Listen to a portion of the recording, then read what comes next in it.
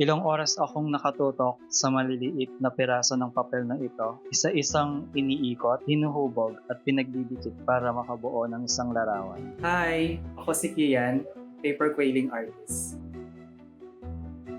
Ang quailing ay isang art form kung saan gumagamit kami ng manipis na strips ng papel para makagawa ng iba't ibang disenyo. Mukha siyang madali, papel lang naman. Pero bawat piraso nito ay mano-manong kinakat, iniikot, inaayos, iro-roll ang isang paper strips para maging foil. Pagkatapos, i-assemble ito hanggang mabuo ang mas malaking disenyo. Mula sa mga simpleng hugis, nakakabuo ako ng mga obra gaya ng bulaklak, nature, koi fish, at maging mukha ng tao. Nagawa ko na si Jose Rizal at ilan pang mga famous paintings tulad ng Starry Night, The Scream, Girl with Pearl Earring. Hindi ko makakalimutan yung una kong ginawa na peacock na inabot ng isang buwan at ito rin ang pinakaunang obra ko sa lahat. Tinatawag din itong paper rolling at pinaniniwala ang nagsimula bilang dekorasyon sa loob ng simbahan. Ang isang obra ay maaaring magtagal ng isang buwan o higit pa. Depende sa laki at detalye. Libo-libong mga piraso ng strips of paper ang mga ginagamit.